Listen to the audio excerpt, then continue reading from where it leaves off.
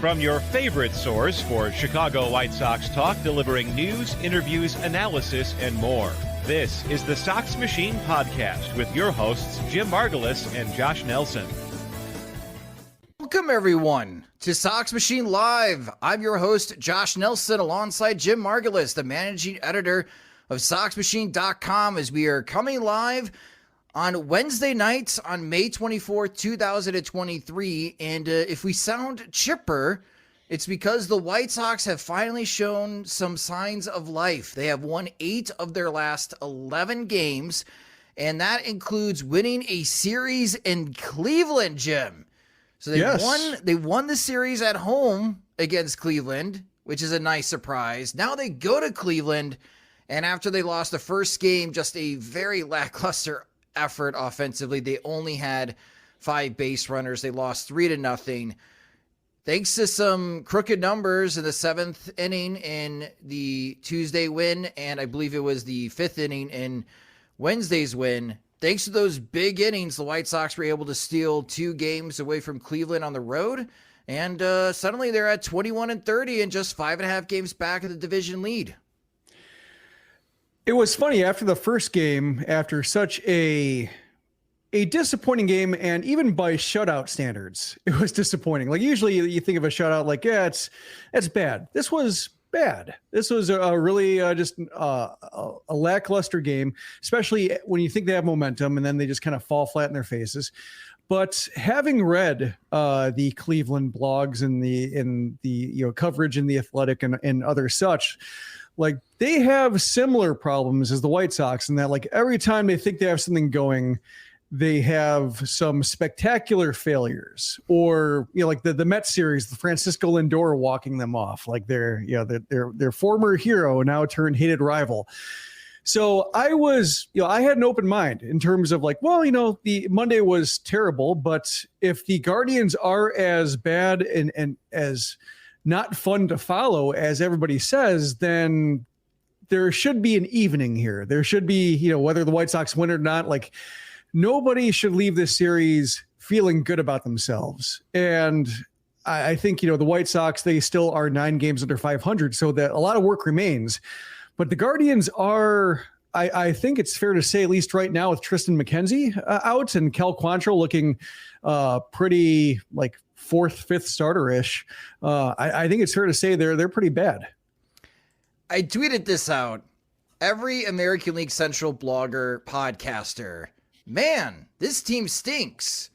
But do they stink less than the other 4 teams? And I feel like we're in this group, Jim, of these American, like the Twins. I think the Royals are just like meh.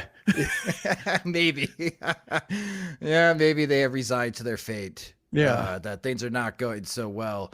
And looking at the American League Central standings, and for those that are listening to the audio version feed on the podcast feed, I'll break it down for you. The American League Central standings on May 24th, the Twins ended up saving that series against the San Francisco Giants at home. So they are currently leading the division with a 26-24 record, but they have lost 6 of their last 10 games. The Detroit Tigers, who the White Sox will be playing this weekend, and we'll be previewing that series later in the show, are currently in second place still at 21-25. They're 3 games back of the Twins. The Guardians are 21-28. They have lost 7 of their last 10 games. And large thanks to the White Sox and the New York Mets recently. They're just 1 game ahead of the Chicago White Sox, in which the White Sox again are 21-30. They're 5.5 games back of Minnesota and 8 games back of the wild card. But they have won 7 of their last 10 games. As I mentioned, that even extends to 8 of their last 11. And to Jim's point, there's Kansas City currently 20 games below 500 at the 50-game mark. At the 50-game mark, that's not good. But when you extend it out to the last 2 weeks, the White Sox are 8-6. And that includes losing the last 2 games at Kansas City and losing the first game against the Houston Astros at that home series. Offensively, in the last 2 weeks, it's nothing to write home about. The team's hitting .238 with a .283 on base percentage, slugging .369. And they've hit 12 home runs in the last 14 games, but they've only scored 49 runs. That's 3.5 runs per game. They are running a little bit more. They're 8-4-11 stolen bases, but not running a ton. What I think is sparking this turnaround, Jim, has been the pitching for the White Sox. In the last 14 games, in the last 2 weeks, they have a staff ERA of 2.70. That's the best in the major leagues during this stretch. And that's over 123 and a third innings. They've only walked 35. They've drastically cut down the walk rate. And the strikeouts aren't quite there. They've only struck out 101, but they're not allowing that many base runners. The team whip is just 1.05. And before we break it down on the starting pitching front, I do have to ask this question. Is this run for the White Sox real? Winning 8 of their last 11 games and seeing how the offense is played and seeing how the pitching has been performing the last 2 weeks, is this sustainable, Jim? In classic fashion, I'm going to say yes and no. I think opponents have a lot to do with it. I think the way they're pitching is pretty straightforward. And you mentioned that the strikeout rate is down, but it's also a matter of like when the White Sox are striking out a lot of guys early in the year, it's because they weren't getting guys out any other way. It was just either strikeouts or there were rockets in the gap or bleeders through the infield or homers. So there's just a lot of batters they faced to end up striking guys out. Or in this case, like they're just throwing strikes and, you know, whether it's the Royals, whether it's the Guardians, they're just kind of getting themselves out. And it makes for really quick innings, as we've seen with even Dylan Cease pitching to contact and doing okay on, on Tuesday. So it's when they're facing AL Central teams, it looks pretty simple. I think the offense, that shows, that's what's lurking in terms of like when the schedule gets tougher again, will they be able to hang? Can the pitching staff afford any step back before they start losing games that they were winning because, they're allowing 5 runs instead of 3 a game?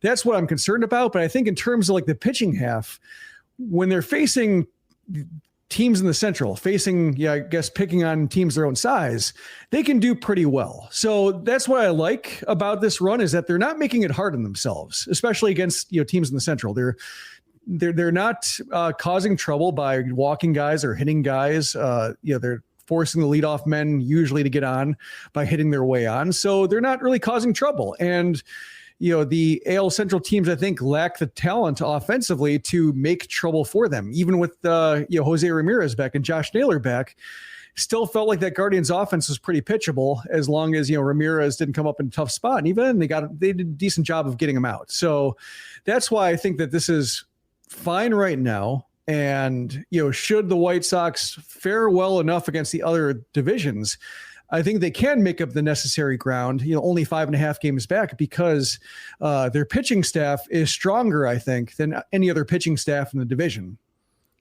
Looking at Michael Kopech, by the way, history for Michael Kopech. He's the first White Sox pitcher in franchise history to have back-to-back starts of going at least 7 innings scoreless, allowing 2 or fewer hits, and striking out 9+ batters.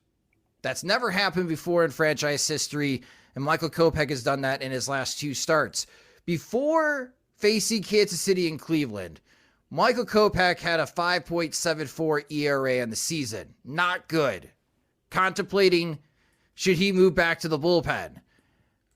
After Kansas City and Cleveland, that season ERA is already down to 4.24. He's cut a run and a half off his earned run average after facing Kansas City and Cleveland. So, I bring that up to your point, Jim, and trying to answer the question, is this run for real? Yes, if the White Sox are playing more American League Central teams, which they are this weekend in Detroit, and when you look at Detroit on paper, and we'll preview that series later at the show, I think that this run could extend through the weekend. But the following week, you got the Angels coming into town, and you do get Detroit back. So depending on how that series goes against the Angels, maybe the good vibes can continue to roll at home. But after that, you got a quick trip to the Bronx and the Yankees. You come back home against Miami, the pesky Marlins.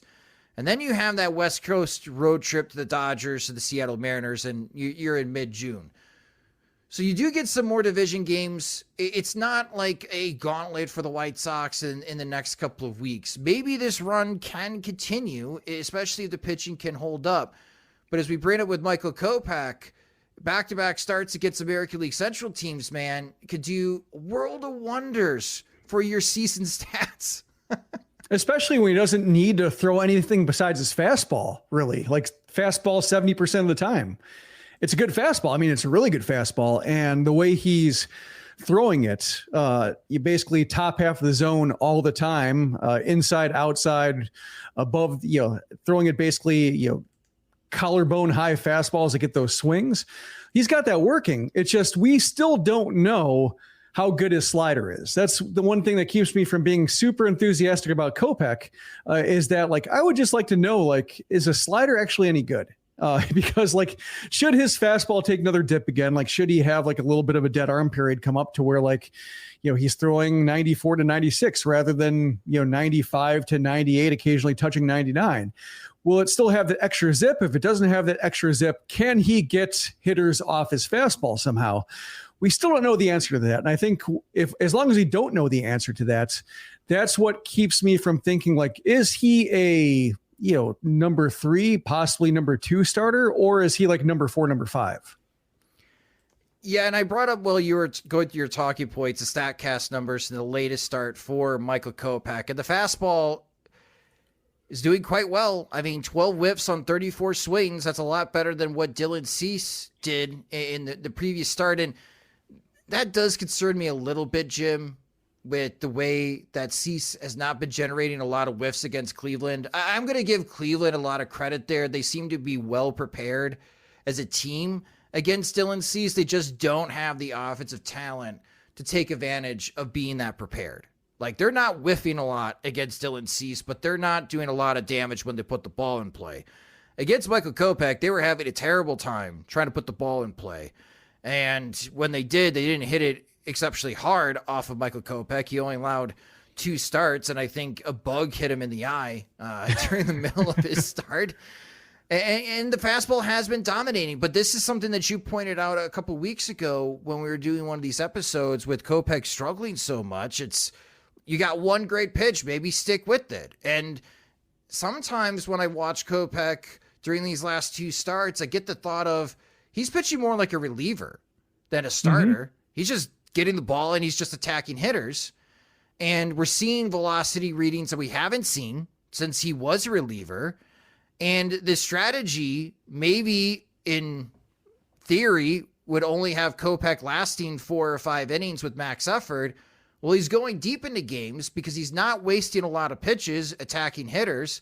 And he's been so effective, especially the fastball against these weak hitting teams, that he's going 7+ innings because he's got an exceptionally low pitch count in both of these starts against Cleveland and Kansas City. He didn't even reach 100 pitches in either start.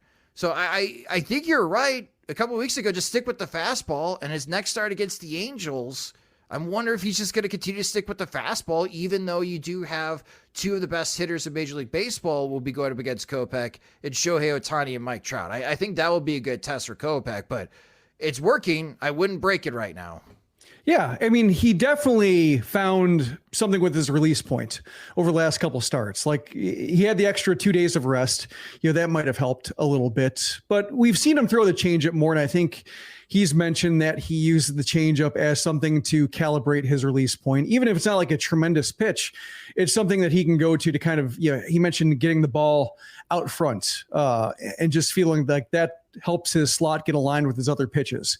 So throwing that more often and using that to get his delivery synced up, I think, it might be something he found to where, like, it unlocks that fastball, and that fastball can be all he needs. So that's what's, I think, encouraging no matter what, even if we're talking about like weak opponents, is that he forced the Guardians and Royals to make trouble for him.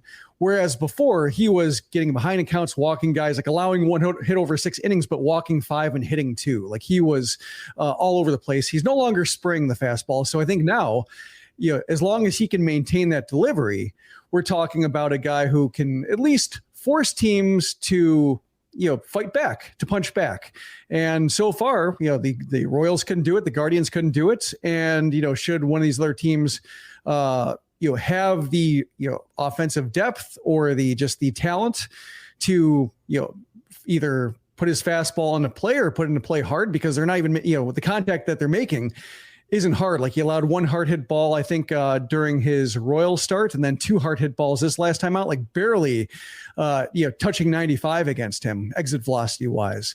They are, they haven't been able to do that. So, should like a team like the Yankees be able to turn around, then we'll see. But, before he was just digging his own hole. Now he stopped doing that, and things are a lot simpler for him. And, we're talking about like his slider not being great, his changeup not being great. Like, hasn't been, but we don't really know. Like, if teams start gearing up for it, then maybe he can flip the script. Maybe it's a matter of like teams, don't really pay attention to the slider. They're not really whiffing because they're looking for fastball and they're trying to fight off that fastball and they just can't do it.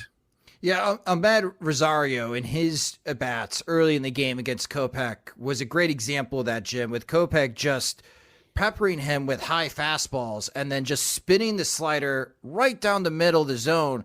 But Rosario's not expecting to see a slider. He's expecting to see a fastball because that's all he was seeing. And that's how Kopech, it's not like hiding a pitch, but it is definitely keeping it in the back pocket, where earlier this year, Kopech would try to use the slider to get ahead of batters in the count. And I'm glad that he's kind of scrapped that idea. Again, let's see if this continues. If this run is for real, again, that is the question here. The big theme of this episode is this run for real with the White Sox, and even someone like Michael Kopech. It's a tougher test. I mean, he will be going up against the Angels at home. He will be facing Ohtani. He will be facing Mike Trout in that game unless either of those guys get injured before the series. So be interesting to see on how he fares, and hopefully he does continue this run, because he's just so fun to watch when he is this dominating. And he was not fun to watch before these previous 2 starts with the walk issues and the home run issue. But he has been electric in his last 2 starts. He's been a bully. Like, it's fun. It's like we're rooting for a bully, and it's kind of fun.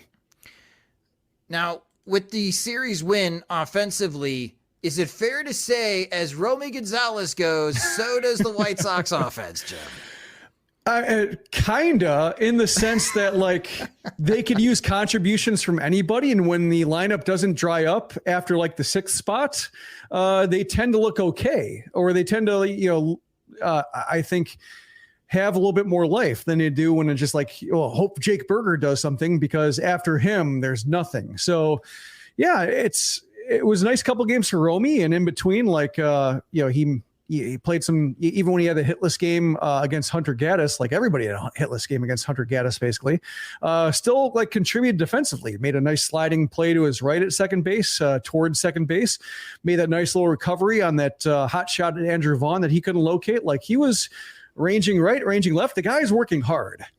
So, he's running hard. He's busting out of the box. He's stealing bases. Like, just more a matter of if that hit tool can ever get anywhere close to, we're talking what, a 220 average, 230. He could probably be useful with the power and speed that he has to be like a nice bench guy. But, it's still a long climb to that. Didn't he say in the loss against Hunter Gaddis that everyone has their day, and Gaddis had their day? It kind of feels like Romy Gonzalez is, it's like the saying, everyone has their week, and right now Romy Gonzalez is having that week. It was a very self-aware quote. It was almost very sweet, I thought. Just like, well, before Sunday they were saying the same thing about me, and then I go 3 for 3. So, let's back off the this guy's a scrub talk, because it's not a lot of fun to get that if you're on the receiving end. One thing I did write down, Clint Frazier. What's the plan here for the White Sox? Because he has been useful for the White Sox in this series against Cleveland. He had some moments, but we know that Eloy Jimenez right now is going through a rehab assignment down in Birmingham. And the expectation is after this weekend, he's not rejoining the team in Detroit. He's going to rejoin the team in Chicago. So they're hoping that he'll come off the injured list for the series against the Angels. This outfield suddenly is getting full with bodies. I wouldn't say it's like great options that the White Sox have, but they've got options, at least on the 26-man roster, and somebody has to go back down to Charlotte. What do you think the White Sox do with Frazier? He looks like the fourth outfielder right now. Like he can play, I would say a good corner, but like a better corner than Gavin Sheets. So he's like a real outfielder, even though he played that wall ball into a triple. He also made a strong throw at second base to gun down Andres Jimenez. So like, he showed some skills. I think what he brings to the team, what I've been impressed by so far is that his plate appearances seem under control. Like, in a way that you don't see from, say, like that, when De Los Santos cut down Anderson and Berger and Robert in order with strikeouts. Like Clint Frazier doesn't look like that. Maybe he will at some point because there's a reason why he was freely available. But, early on, the plate discipline's been there, and he's been playable for Yankees teams at times that really stressed plate discipline. So there is something to that. So I think I would like to see him still in the mix. I think you have to see if everybody's healthy by the time Eloy comes back, because we've played this game before. What are they going to do when Jake Berger and Eloy are in this lineup together, and then they're never in the lineup together? So part of me wants to cross that bridge when they get to it. But I mean, like they can probably send Hazley down, just because there isn't a whole lot of use for him. The one guy I've seen talked about is, can you somehow send Andrew Vaughn down because he's not looking great? Theoretically the options there, but they seem like, Vaughn is kind of a fixture at this point. So there are some minor moves they can make.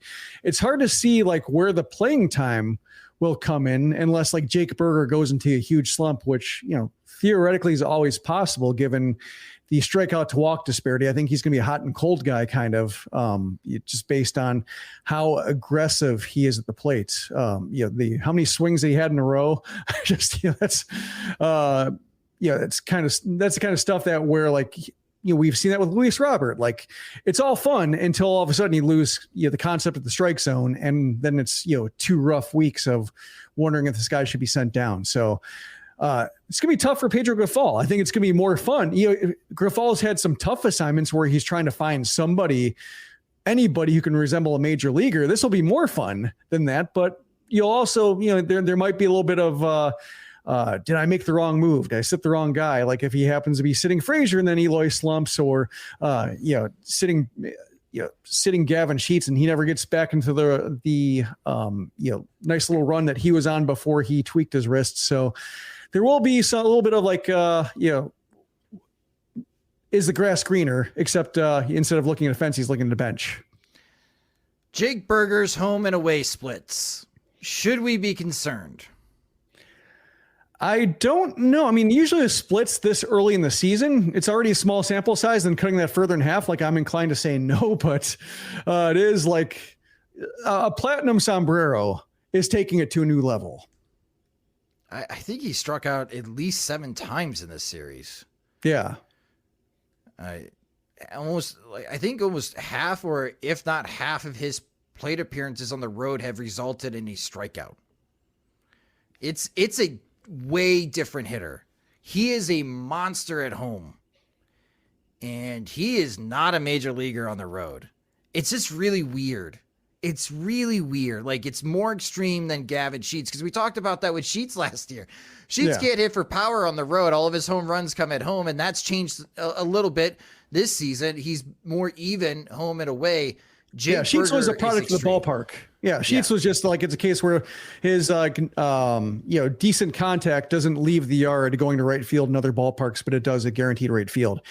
Berger, that's just a different looking hitter. And I saw that they brought the eye pitch on the road, or at least some kind of form of it, and then he goes and strikes out 5 times. So that's one theory that, maybe is not immediately debunked, because who knows, maybe there's some calibration involved, or maybe he's just, that's the hot and cold, runs I'm talking about, just taken to an extreme. But I am watching it just because it is severe. Like maybe like he just has does he need to bring his pillow on the plane or something like that? Is a matter of like the sleep he's getting. he's got to go through his entire day and see what he's missing, diet wise, or like is the coffee he's getting not strong enough on the road, like kind of just checklist until, you just swap variables out until you figure out what's wrong. But it is something I'm watching now more than like Sheets, which was pretty simple last year. Just you just hope that he'd hit the ball a little bit harder, and never quite did. But like you said, seems to be learning. The contact quality is more consistent and stronger home and away. So you just hope that wrist issue doesn't disrupt a nice little season he's had. We will be previewing the Detroit Tigers series next, but a quick word from our sponsor, Shady Rays. It's finally sunny in Chicago, Jim. So you can take on the sun with gear built to last. Our friends at Shady Rays have you covered for the warm weather ahead with premium polarized shades at an affordable price. Shady Rays is an independent sunglasses company that offers a world-class product that's just as good as any expensive pair we've worn. Durable frames and extremely clear optics for outdoor adventures. And that's not all. Shady Rays offers the most insane protection in all of eyewear. Every pair of sunglasses is backed by the lost and broken replacements. If you lose or break your pair, even on day one, they will send you a brand new pair, no questions asked. Wear your Shady Rays with confidence because they have your back long after you purchase. And together with their customers, Shady Rays is providing much needed support to nonprofit partners across the United States through Shady Rays Impact. From building play sets for pediatric cancer patients to providing young adults with MS the outdoor adventure of a lifetime, Shady Rays is making an impact in your community and others like it now and for years to come. If you don't love your Shady Rays, exchange for a new pair or return them for free within 30 days. There's no risk when you shop. Their team always has your back. And during Memorial Day weekend, the Shady Rays Memorial Day sale is live right now. Go to shadyrays.com and get 35% off all sunglasses. 35% off all sunglasses at shadyrays.com. Try for yourself the shades rated 5 stars by more than 250,000 people. Now the Chicago White Sox head to Detroit to face the second place Detroit Tigers. I can't get over it, Jim. I'm sorry. I can't get over that Detroit, of all teams, is in second place. They are currently 21-25 in the season. They have lost 6 of their last 10 games, and they have a 1-game losing streak. Offensively, that's not a streak. 1-game losing streak they just lost their last game. Offensively, moving on. The team has a 640 OPS. That is second to last in Major League Baseball. That's 29th in baseball. So they're slightly better offensively than Cleveland. As a team, they've only hit 39 home runs. That's 26th in Major League Baseball, so that's bottom 5. Slugging percentage, they are slugging a whopping .350. That's second worst in Major League Baseball. Again, Cleveland is the worst slugging team. So this offense for Detroit, slightly better than Cleveland. So that's good news for the White Sox. On the pitching front, however, the Tigers, better. They have a 4.38 ERA as a staff. That's middle of the road. The starters are close to a 5 ERA. That's 22nd in Major League Baseball. But the bullpen is a top 10 unit. Throughout the season, they have a 3.67 ERA. And your probable pitchers for the Chicago White Sox in this upcoming series at Detroit, starting on Thursday night at 5:40 p.m. Central Time, will be Lucas Giolito. He's staying hot. He's been on a roll. Can he extend his streak of consecutive starts of going at least 6 innings? We'll find out. That first pitch is at 5:40 p.m. Central Time. Friday night at 5:40 p.m. Central Time, it's Lance Lynn, and we'll see how Lynn does on the road against a weak offense, if he can get rolling. Saturday afternoon at 12:10 p.m. Central Time will be another Sox Machine from the 108 watch party on playback. That's going to be a bullpen day. We'll talk about that specific game in a moment here. And then on Sunday at 12:40 p.m. Central Time, it is the Tiger Tamer, Dylan Cease, who owns Detroit in his career, will get the start on Sunday. So if the White Sox win a couple games before Sunday, I think they have a great chance of being able to win this series on the road at Detroit. But Jim, the bullpen day on Saturday. We saw this on Monday with Mike Clevenger being out. We saw Jimmy Lambert be the opener and Jesse Schultens coming in for him and pitching. It wasn't spectacular, but it was an effective 5 innings. He only allowed 1 run, and you take that from Jesse Schultens. How do you think Pedro Grifol is going to handle this open spot with Mike Clevenger out? Are we going to continue to see this type of pairing where Jimmy Lambert is a 1-inning opener and then they'll go to Jesse Schultens? Seems like Grifol was open to trying it again, and it seemed like based on the results, there's no reason not to. I think Schultens was somebody else who just threw strikes basically and made the Guardians get him in trouble. And aside from the leadoff walk that came around to score, and that was Yasmani Grandal, like that was like a wild pitch, but it really wasn't that wild, just missed on the backhand.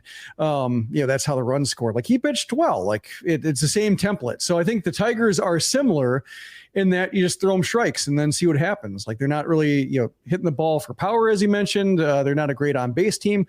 What's fascinating to me is that you have two of the worst teams at hitting relievers here, and two teams with ascendant bullpens, like the Tigers, as you mentioned. Alex Lang seems like he's now a dude for the Tigers.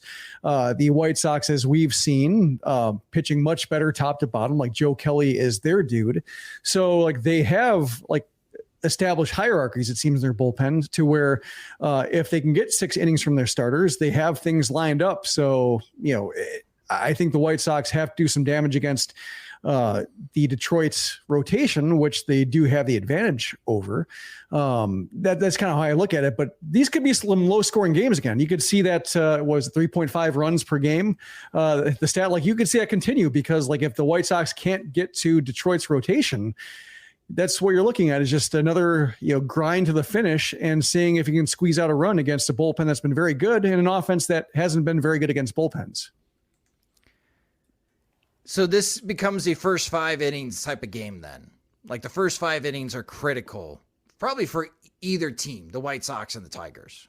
Yeah, it's been that way. I think we just saw that with on Wednesday earlier today with doing some damage against Cal Quantrill, and then the last 17 being retired in order. That's kind of how the White Sox have operated.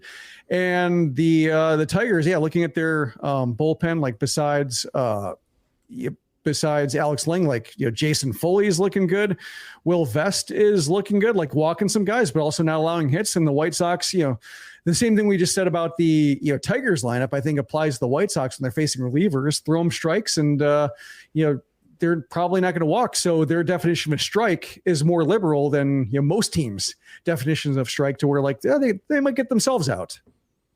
And for the Tigers, their probable starters, Alex Faedo on Thursday, Joey Wentz on Friday, Michael Lorenzen will be pitching on Saturday, and Sunday is going to be a marquee matchup. Eduardo Rodriguez, who's been pitching very well for Detroit this year, will be making that start opposing Dylan Cease. But again, Dylan Cease has been dominant against Detroit in his career.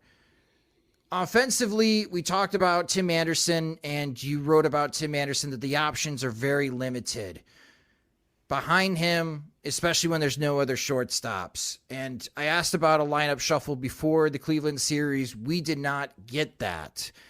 Do you think we're going to see any type of more shuffling in the lineup? Especially, you mentioned Andrew Vaughn, and it does require a little bit more deep analysis, because we had the playback on Tuesday, and I was just looking at some numbers on Baseball Savant to see how he's progressing against sliders and fastballs from right-handed pitchers, and I was expecting progress, and there was some progress at the beginning of the season, but we have not seen any type of progress. We're seeing some ugly regression from Andrew Vaughn in the last couple of weeks. Is this just a slump? Is this just what happens with Andrew Vaughn that you pointed before the season, is that he disappears sometimes for a month and then he gets hot for a month? It's hard to say. Like I have to do some digging myself, just because, my impression is that I've seen him swearing a lot, like after swings, just like not liking the results, popping a pitch up or hitting a fly ball when he should have crushed one, hitting one into the ground, seeing a lot of frustration at the plate. And the problem with Vaughn and what's tricky about what we've seen from him so far in his career is that, when he's faded, especially later in the year, we've seen like leg problems, back problems, and it just seems to rob him of his ability to lift the ball, hit with power, really drive the ball. And now we're seeing that in May, that's what my brain automatically goes to. Something wrong physically, because we've seen Vaughn just have these ruts that are caused by his body just failing him a little bit. So that's my concern. But it's possible that just because he's made some adjustments to sliders that maybe the league has picked up on something else he's open. Like, he covered one area and now there's a hole somewhere else that pitchers are going to. So yeah, I do have to do some digging myself, but just a lot of, empty at bats when he's been on base, a lot of singles, like a lot of having to watch Andrew Vaughn run, which is not fun. Like you'd like to see him get to second to at least get a head start, but being held up at third, a lot of stop signs from Eddie Rodriguez. So that's what I've noticed is like when Vaughn's hot, he's just a lot of going into second base, standing up, if not homers, at least a lot of doubles. In this case, it seems like he's, settling for singles, and then it's a long way the rest of the way. So it's fun. I guess kind of like Yohan Moncada. It's a little bit rewarding watching him because some alarm bells go off even when you're not really paying attention to how Andrew Vaughn is doing. They're just like, this doesn't look right, or I'm not having fun. When I'm not having fun, it usually means this or this. And it rewards the longtime watcher of White Sox games by just logging those reps of watching guys struggling to say like, this isn't right. But given that Vaughn is still, like you said, he made the improvements early on. So maybe these struggles, while they feel familiar, are just different and requires a different adjustment to address a hole that maybe he opened fixing something else. Let's give him the weekend. We'll bring this topic for Monday Sox Machine podcast. We'll take a deep dive into Andrew Vaughn and see how he's faring so far and how he does against the Detroit Tigers, because again, he's supposed to be carrying the torch from Jose Abreu and obviously extends this lineage of White Sox first baseman. The good news is he's playing better than Jose Abreu. Yeah. That is the good news. He's carrying a torch. Like, he didn't, it's just Abreu, man. I feel bad for the guy. I'm looking at his numbers right now to see what he's doing. Yeah, still homerless, 222, 280, 259, slugging 259. Wow, slugging 259. It's sad. And now you have people in Houston starting to point the finger at Jeff Bagwell, like, this is your idea, and it's clearly not working. I kind of, I feel bad for Abreu. I don't really feel bad for Bagwell or how the Astros reconfigured their front office and kicked James Click out. Just, at Jim Crane saying like, almost like he deserved more credit for the way the Astros have been run. And now we're seeing them like, make some bad signings and do some moves that like an owner would make, like a fantasy baseball player, casual fantasy baseball player would make. Hey, I know that guy, sign him. So yeah, I didn't like the vibes from Houston early in the year. I think we talked about that in a playback, just the one buy sell on starts. And I was a little bit down the Astros just because like it did feel like they had something beautiful going on. A lot of fans would disagree that it was beautiful in Houston, but just like for Houston fans, like almost like they got bored with their success and they wanted to enjoy it more. Like they started like looking at the things that weren't right because everything else was awesome. So they're just like a few like loose ends of like, oh man, I really wish I could have done this, or I really wish I got more credit. And they just, gnaws at them. And now they sign Jose Abreu and they get rid of James Click, and Jeff Bagwell's taking victory laps and looks premature right now. Well, I mean, they've been red hot. The Astros have been red hot as of late. They've been playing a lot better baseball. We'll see just how long the latest injury with Jose Altuve and how that's going to impact him. But as long as you got Yordan Alvarez and you got Kyle Tucker in the middle of that lineup, you're in good shape. Yeah. You're doing pretty good. As a reminder, before we sign off here, join us on Saturday for the next Sox Machine from the 108 Watch Party on playback. 12:10 p.m. Central Time is the start. We'll watch the White Sox bullpen game together. as the Chicago White Sox take on the Detroit Tigers. Hopefully the White Sox have a couple wins already in their pocket, with Lucas Giolito going on Thursday and Lance Lynn going on Friday. But again, it's always very entertaining, especially with our friends from the 108, as we provide live commentary. It's free to sign up. Just go to playback.tv/Sox Machine and register with your cable or streaming subscription, such as MLB.tv, and you'll be able to watch the game with us. Again, that is on Saturday at 12:10 p.m. Central Time. But that will do it for this episode of Sox Machine Live. Thank you guys so much for watching. If you just discovered Sox Machine, you can follow us on Twitter. We're at Sox Machine. You can follow me on Twitter at SoxMachine_Josh. Those are also our Instagram handles. If you get a chance to, you can watch the live stream with us or any videos on youtube.com/Sox Machine. And if you do watch our videos, please subscribe to our YouTube channel. Every Sox Machine Live episode is also uploaded into our podcast feed, which you can subscribe to the Sox Machine podcast wherever you listen to podcasts, such as Spotify and Apple Music. If you enjoy our work and want more, you can get more by becoming a Patreon supporter at patreon.com/Sox Machine. Monthly plans start at $2, and our Patreon supporters get exclusive content, ad-free versions of both the website and the podcast. And when we have new Sox Machine swag, they're the first ones to receive it. Again, you can sign up at patreon.com/Sox Machine. Sox Machine Live is a production of SoxMachine.com, your home for all things Chicago White Sox baseball and part of the Blue Wire Podcast Network. Alongside Jim Margulis, I'm Josh Nelson. Thanks for watching and listening.